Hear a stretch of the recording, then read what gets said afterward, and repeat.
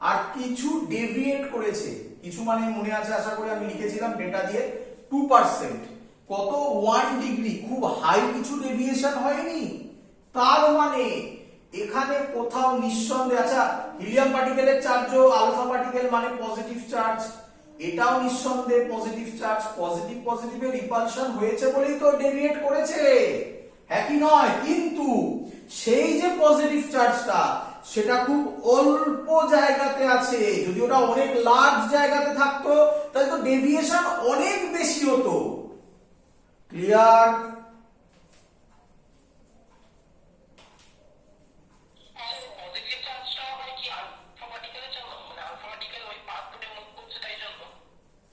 বুঝলাম না, আরেকবার বলো।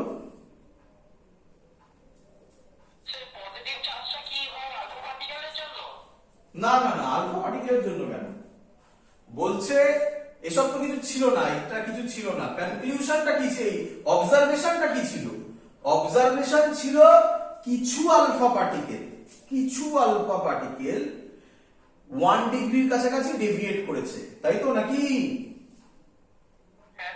আচ্ছা, আলফা পার্টিকেলের চার্জ কি? পজিটিভ তো, এটা তো আর বলতে হবে না আমাকে, নাকি? জানা তো এটা আমাদের।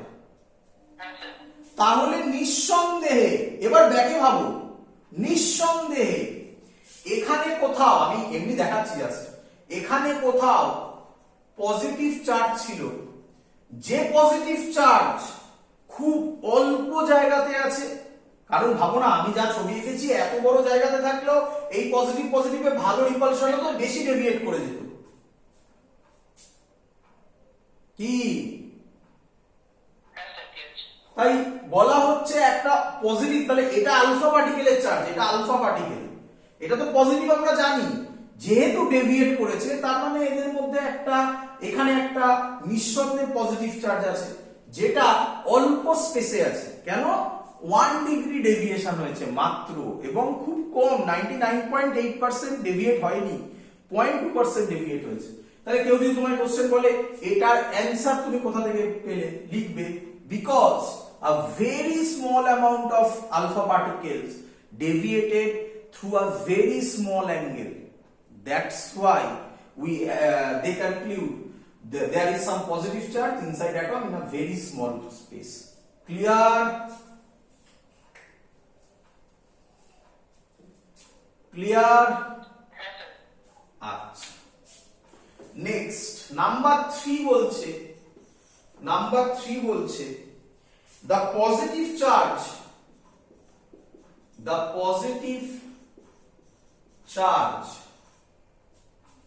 inside atom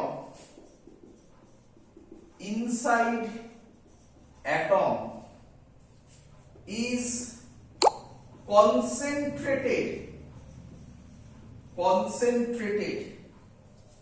to an extremely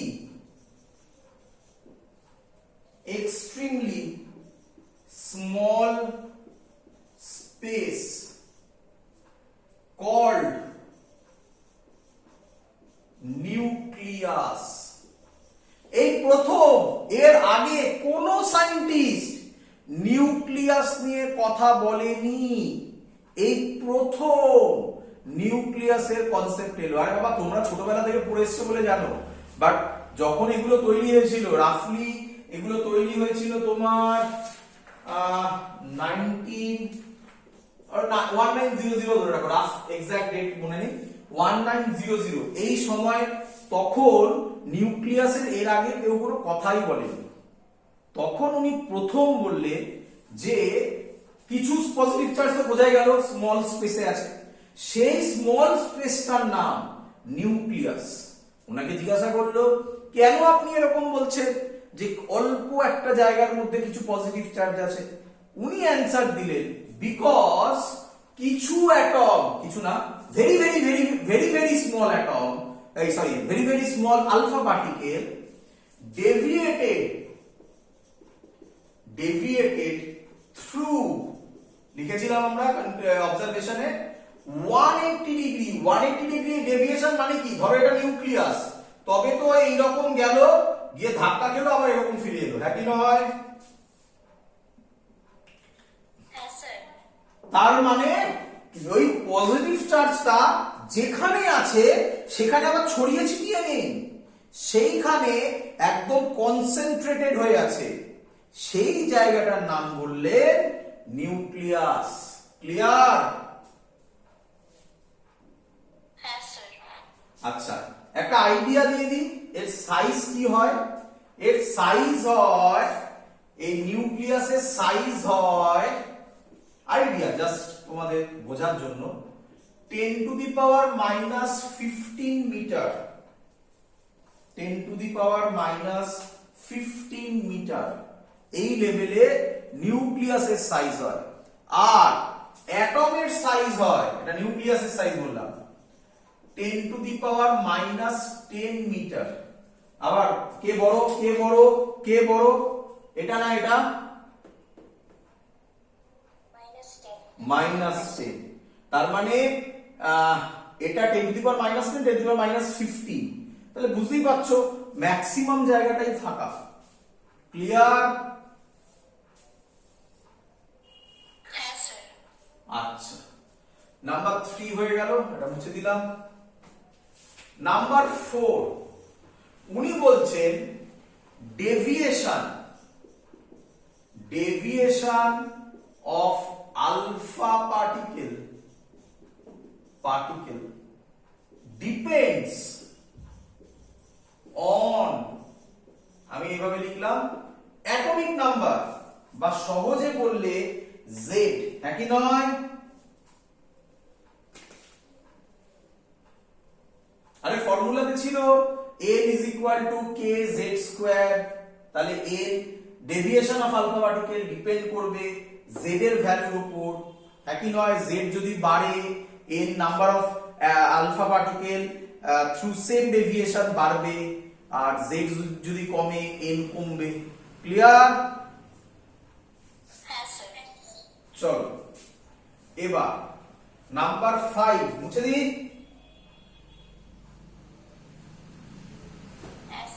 এবার যেটা বলছি খুব ইম্পর্টেন্ট, এটা একটা ইম্পর্টেন্ট পয়েন্ট, বাট ম্যাক্সিমাম জায়গায় এটাকে ছেড়ে যাওয়া হয়, খুব ইম্পর্টেন্ট।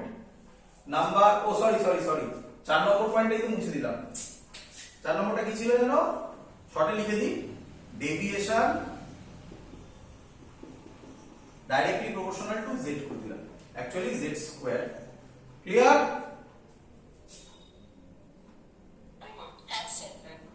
চলো 5 নম্বর পয়েন্ট, খুব ইম্পর্টেন্ট পয়েন্ট। আচ্ছা, ইলেকট্রনের চার্জ কি?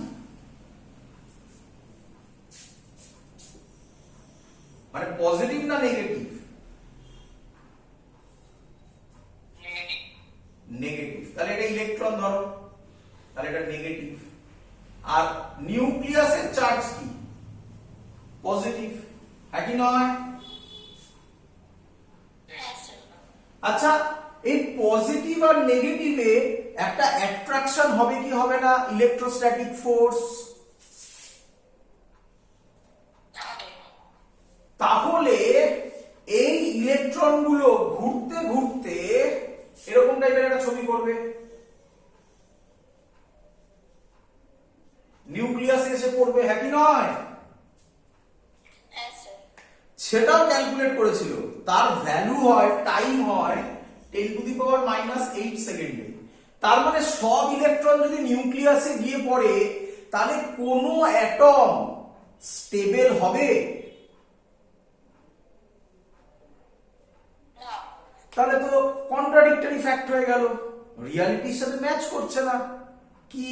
একবার বলছে এই ঘটনা, যদি এটা ট্রু হয় তাহলে এই কনসেপ্ট আছে, তাহলে তো অবভিয়াসলি অ্যাটমের স্টেবিলিটি নষ্ট হয়ে যাবে, কিন্তু রিয়েল লাইফে তো তাই হচ্ছে না। আমরা আছি, আমাদের মধ্যে যে অ্যাটম আছে এগুলো নিঃসন্দেহে স্টেবল। তার জন্য তো যদি 10⁻⁸ সেকেন্ডে সব ইলেকট্রন নিয়ে পড়তো, তাহলে অ্যাটমের এক্সিস্টেন্সই থাকতো না। ক্লিয়ার? তখন বলছে কি? বলছে এই যে ইলেকট্রন, সে এই নিউক্লিয়াসের চারিদিকে যে ঘুরছে, এই ফোর্সটা, যেটা কিনা বলি আমরা ইলেকট্রোস্ট্যাটিক ফোর্স, এটা ব্যালেন্স আউট করছে ব্যালেন্সড আউট করছে সেন্ট্রিপিটাল ফোর্স। সার্কুলার পাথে ঘুরছে তো, ভি ভেলোসিটিতে যদি ঘোরে, সার্কুলার পাথে ঘুরলে সেন্ট্রিপিটাল ফোর্সের জন্য এটা, মানে যেটাকে আমরা সেন্ট্রিফিউগাল বলি, মানে এই ফোর্সটাই সেন্ট্রিপিটাল ফোর্স প্রোভাইড করছে। বলো ক্লিয়ার কিনা? তো এটা নিয়ে আমরা ক্যালকুলেশন করব, ভালো করে মাথায় রেখে নাও। ইলেকট্রোস্ট্যাটিক ফোর্সটা ব্যালেন্সড আউট হচ্ছে সেন্ট্রিপিটাল ফোর্স, যার নাম mv²/r। সেটা নিয়ে আমরা ম্যাথমেটিক্সও করব, ধৈর্য ধরে বসো, সব দেখাবো। তো উনি কি বলছেন কথাটাকে এইভাবে বলছে, the electrons are attracted by the nucleus, but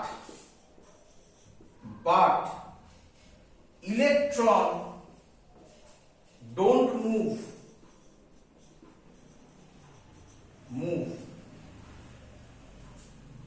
towards nucleus. কেন? বিকজ সেন্ট্রিপিটাল ফোর্স এই ফোর্সটাকে ব্যালেন্স আউট করে দিচ্ছে, তার জন্য ওটা নিউক্লিয়াসের দিকে যাচ্ছে না। ক্লিয়ার? পুরো বোঝা গেছে রাদারফোর্ড সব experiment?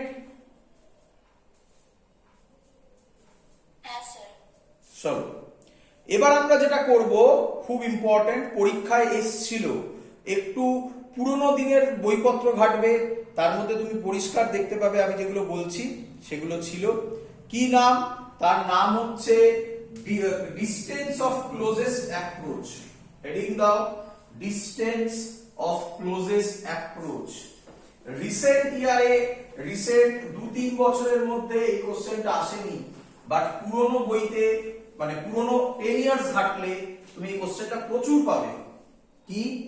Distance of closest approach, খুব ইম্পর্টেন্ট একটা জিনিস। ডিস্টেন্স অফ ক্লোজেস্ট অ্যাপ্রোচ কি দিয়ে ডিনোট করে? আর নট দিয়ে ডিনোট করে, আর নট দিয়ে ডিনোট করে। চলো আচ্ছা, এখান থেকে এটা বোঝাতে বোঝাতে আরেকটা জিনিস উনি পেয়েছেন, সেটা হচ্ছে estimation of size of nucleus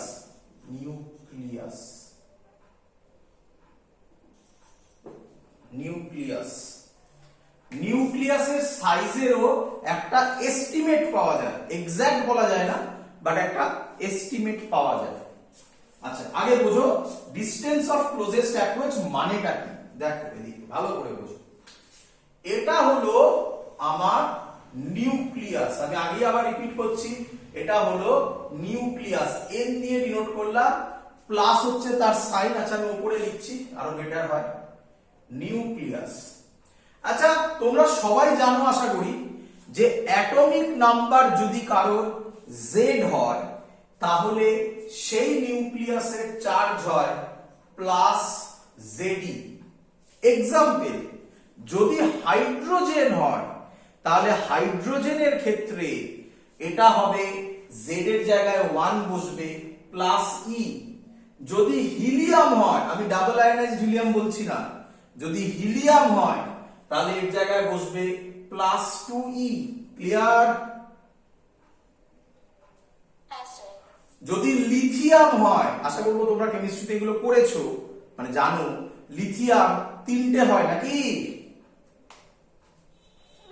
তাহলে Z3 হয়, তাহলে প্লাস 3e। এরকম, এটা হলো একটা নিউক্লিয়াস, আমি জেনারেল ধরেছি তাই জেডি ধরেছি। কি করলাম? আমি এখান থেকে একটা আলফা পার্টিকেলকে থ্রো করলাম, খুব সাবধান, আলফা পার্টিকেলকে থ্রো করলাম। আচ্ছা আলফা পার্টিকেল মানে তার চার্জ আমি বলতে পারি প্লাস 2e। বলো বুঝলে কিনা? আচ্ছা প্লাস 2e। এবার এই পয়েন্টে আচ্ছা, এটা কোথা থেকে থ্রো করা হচ্ছে প্রথমেই বলে রাখি, কোথা থেকে থ্রো করছি? ইনফিনিটি থেকে। ইনফিনিটি থেকে।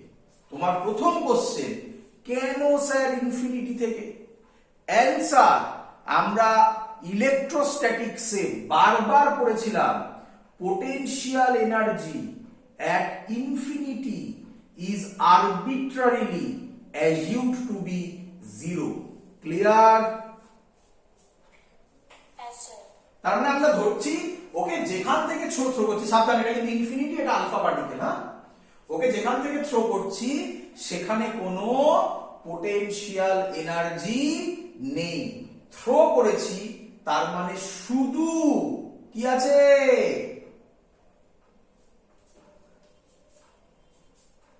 Kinetic energy. থ্রো করেছি কি আছে? Kinetic energy. ক্লিয়ার? আমি ধরলাম এটা হচ্ছে ইনিশিয়াল পয়েন্ট। Initial point. আচ্ছা, এবার একটু ফিল করো, এটা প্লাস চার্জ, এটাও প্লাস চার্জ। যত কাছে যাবে এদের মধ্যে, সাবধান, এদের মধ্যে কি ফোর্স কাজ করবে? যত কাছে যাবে রিপালশন ফোর্সটা বাড়বে না কমবে? বাড়বে। তাহলে একটা সময় এমন কি হবে না যে ওর যে কাইনেটিক এনার্জিটা ছিল সেই কাইনেটিক এনার্জিটা ওই পয়েন্টে পোটেনশিয়াল এনার্জির সাথে ব্যালেন্স আউট করে যাবে? সাবধান সাবধান, আমি কেন আগেই বলেছিলাম, প্রথমে ফোর্স দিয়ে কথা বলছিলাম, তারপর এনার্জিতে চলে এলাম। বুঝতে হয়তো প্রবলেম হয়েছে একটুখানি, আমি আবার বলছি, শোনো। এখান থেকে আলফা পার্টিকেলটাকে থ্রো করলাম, কে বলবে আলফা পার্টিকেলটার মধ্যে কি কি এনার্জি আছে? এখন এখানে বলো। কাইনেটিক এনার্জি, পোটেনশিয়াল এনার্জিও ভাবো, বাট ওটা জিরো হয়ে যাবে, পরে করছি। ইনিশিয়ালি কাইনেটিক এনার্জি আর পোটেনশিয়াল এনার্জি। যত কাছে এগোবে এদের মধ্যে একটা রিপালসিভ ফোর্স হবে, হ্যাঁ কি নয়? রিপালসিভ ফোর্সটা এ যখন কাছে এগোতে যাবে, ফোর্সটা উল্টো দিকে কাজ করছে, তাহলে এর ভেলোসিটি কমবে না বাড়বে? কমবে। তাহলে এরকম করতে করতে একটা পয়েন্ট আসবে যে পয়েন্টে ওর কাইনেটিক এনার্জি জিরো হয়ে যাবে।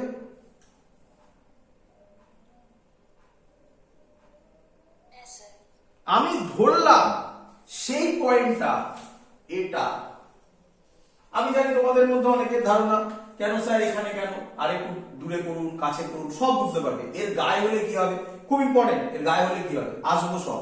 একটু ধৈর্য ধরো, একটু এগোতে দাও, সব ক্লিয়ার হয়ে যাবে। আমি ধরলাম ও যত এগোচ্ছে এর একটা উল্টো দিকে রিপালসিভ ফোর্স কাজ করবে, করতে করতে করতে করতে করতে করতে এই পয়েন্টে গিয়ে ভেলোসিটি জিরো হয়ে গেল। তাহলে আমি ধরলাম এটা ফাইনাল পয়েন্ট। আমি কি বলতে পারি এর থেকে আর বেশি এগোতে পারবে না? তাহলে এই যে ডিসটেন্সটা হবে নিউক্লিয়াসের সেন্টার থেকে, এর নাম ডিসটেন্স অফ ক্লোজেস্ট অ্যাপ্রোচ। বলো একদম ক্লিয়ার কিনা? আচ্ছা আচ্ছা, একটু ছবিটার দিকে তাকাও। আমরা অবজার্ভ করব, যখন আমরা লিখব তখন আমরা এনার্জি কনজারভেশন ইউজ করব। এর জন্যই আমি সাবধান বলেছিলাম, বোঝালাম যখন তখন ফোর্স দিয়ে বোঝা যায়, আর যখন আমরা ম্যাথামেটিক্স করব তখন এনার্জি দিয়ে লিখব। আমি বলতে পারি ফ্রম এনার্জি কনজারভেশন,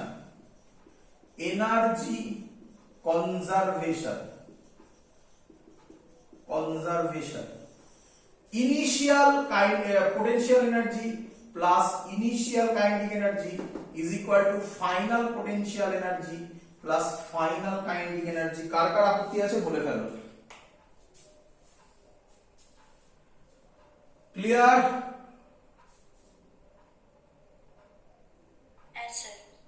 চলো ভালো করে দেখো, কে বলবে ইনিশিয়াল পোটেনশিয়াল এনার্জি কত?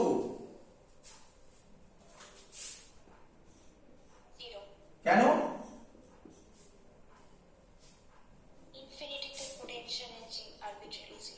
একদম, দ্যাটস ওয়াই ইনফিনিটি ধরেছিলাম। Clear?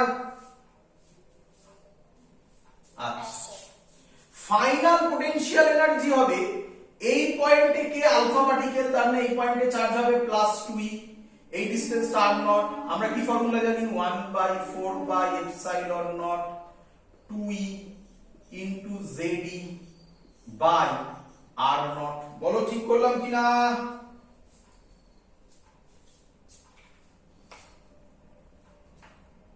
Formula 1/4πε0 q1 q2 by r।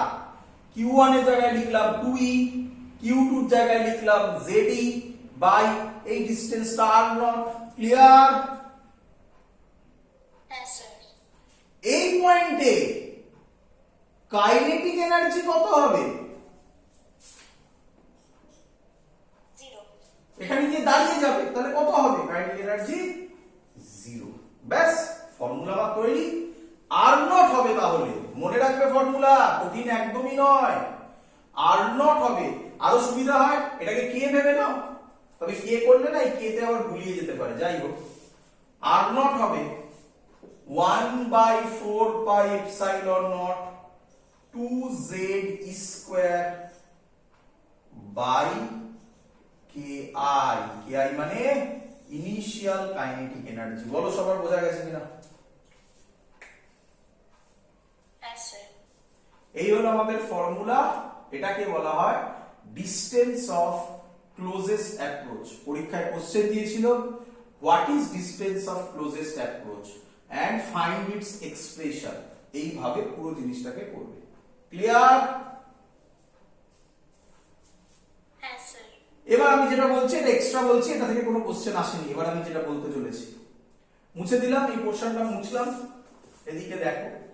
আচ্ছা, ভালো করে শুনবে। আচ্ছা, আমরা এখান থেকে যে ছুঁড়েছিলাম, এই যে এখান থেকে গেছিল, এই এনার্জিটা, এটা ইনিশিয়াল কাইনেটিক এনার্জি ছিল, এটাই ki।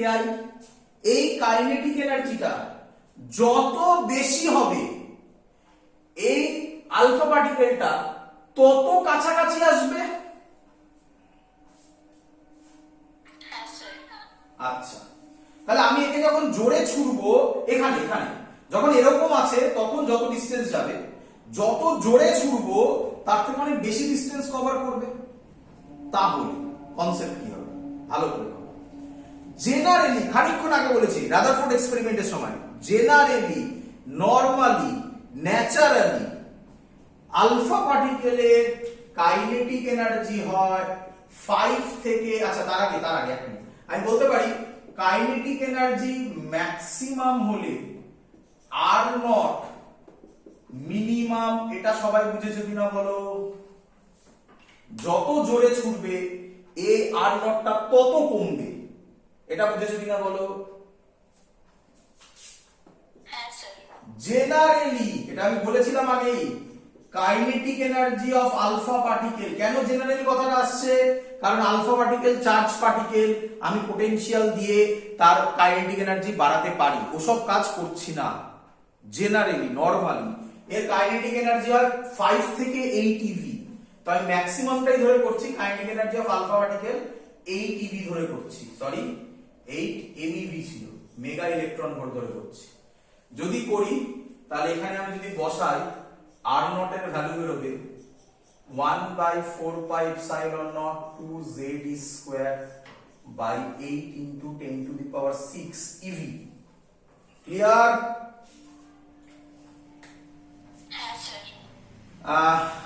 1/4πε0 এর ভ্যালু তোমরা জানো 9 ইনটু 10⁹ 2z। গোল্ডের জন্য করছি, গোল্ডের z 79, আর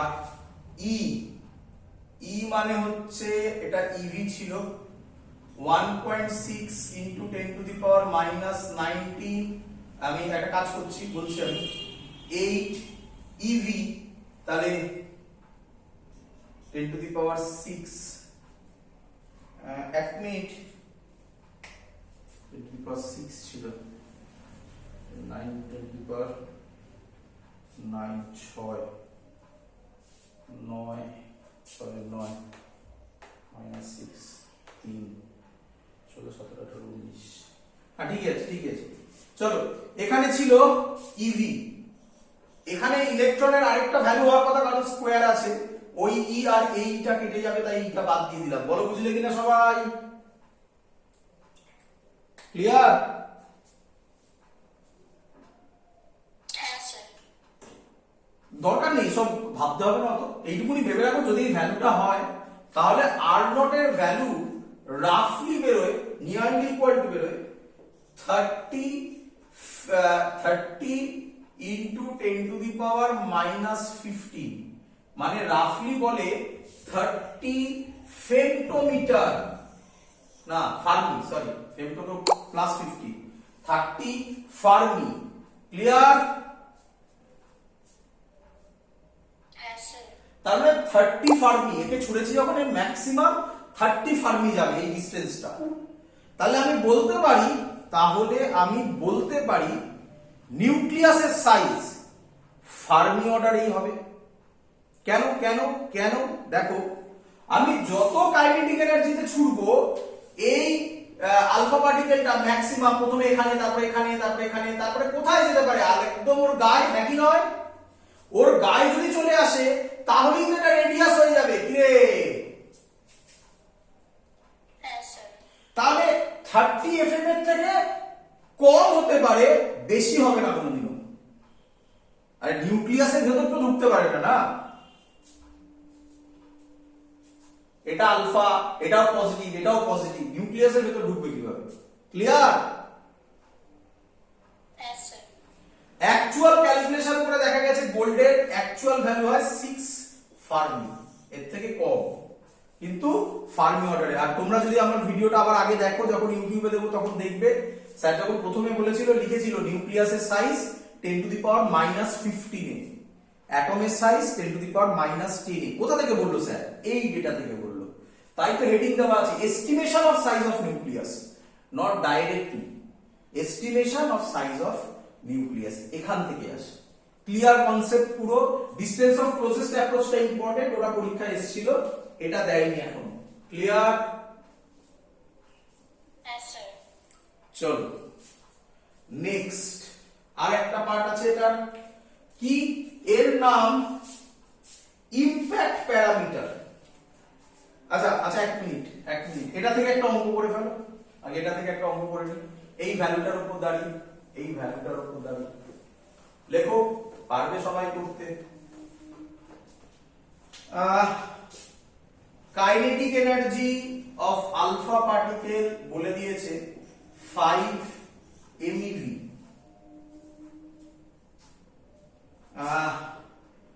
জেড বলে দিয়েছে 92, ইউরেনিয়ামের জেড 92,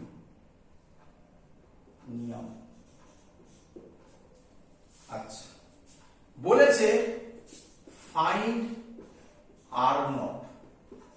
অপশন দেওয়া আছে 10 to the power minus 11 centimetre, 10 to the power minus 12 centimetre, 10 to the power minus 13 centimetre, last 10 to the power minus 14 centimetre. চলো ফর্মুলাতে বসিয়ে দাও, অ্যান্সার বেরিয়ে যাবে এই ফর্মুলায়। তো 1/4 এর ভ্যালু জানো, 2 জানো, z 92 বলে দিয়েছে, e জানো, ki 5 MeV বলে দিয়েছে। করি? হ্যাঁ স্যার। ম্যাক্সিমাম স্টুডেন্ট অঙ্ক সলভ করার পর করে ফেলো, একটু টাইম নাও, করে ফেলো তাড়াতাড়ি। এটাই টিক মারে, এটাতে টিক মারে, এটার জন্য অঙ্কটা দেওয়া হয়, এটা ভুল। কেন দেখে নাও, করে দেখাচ্ছি। আমাকে প্রথমেই বলে দেওয়া আছে find nearest value of are not. Exact calculation দরকার নেই কারণ বড় হবে। তাহলে আর নট এর ভ্যালু হবে, আমি করছি ক্যালকুলেশন 9 ইনটু 10 টু দি পাওয়ার 9, ভালো করে বুঝবে সবাই। 2 আছে, z হচ্ছে 92, e হচ্ছে 1.6 into 10 to the power minus 90, তার স্কোয়ার হবে, এটা হোল স্কোয়ার হবে। বাট আমি কি করলাম, ki মানে 5 into 10 to the power mega আছে বলে 6 ইলেকট্রন ভোল্ট। ওই ইলেকট্রনটা, একটা ইলেকট্রন আর এখান থেকে একটা কেটে দিলাম, তাই এটা স্কোয়ার আর করিনি। এটার ইউনিট হবে মিটার, হ্যাঁ কি নয়?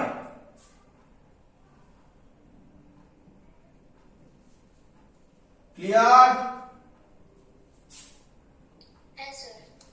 এবার যদি আমি ক্যালকুলেশন করি, কি ক্যালকুলেশন করব, 6 আর 9 কেটে 10 টু দি পাওয়ার 3 পড়ে থাকে, 10 টু দি পাওয়ার মাইনাস 19 থেকে 3 বাদ গেলে, আচ্ছা এখানে উপরে কি পড়ে থাকে আগে দেখে নিই, 9 to the 18, 18 into 16 into 10 to the power minus 19 থেকে 3 চলে গেলে 6 7 8 9 মাইনাস 16 পড়ে থাকে, নিচে 5 ইনটু, এটা 16 আছে মানে এখানে একটা 10 নামবে নিচে। ক্লিয়ার? চলো এটা যদি করি, এটা যদি উপরে ওঠে তাহলে হয়ে যাবে রাফলি 6 আর 10,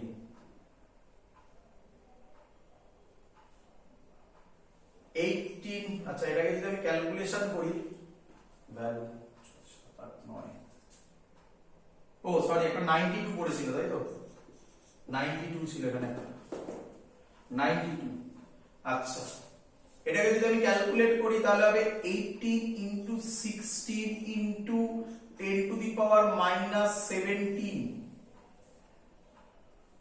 না 10, হ্যাঁ 10 to the power minus 17 by into 92 by 5। এটাকে যদি আমি ক্যালকুলেট করি, 92 কে আমি আরামসে 100 ধরতে পারি, রাফ ভ্যালু 100 ধরছি তার জন্য। 5 এটা কেটে 3 ধরতে পারি, 18 ইনটু 3 এটা হবে 18 ইনটু 3 4 54, আমি একটু শর্ট করে 50 ধরে নিই, তাহলে 50 into 100 into 10 to the power minus 17। Value আমার দরকার নেই, আমার শুধু অর্ডার দরকার। এখানে 17 আছে, এখানে দুটো শূন্য, এখানে একটা শূন্য, তিনটে শূন্য, তিনটে বাদ গেলে কত হবে, 10 টু দি পাওয়ার মাইনাস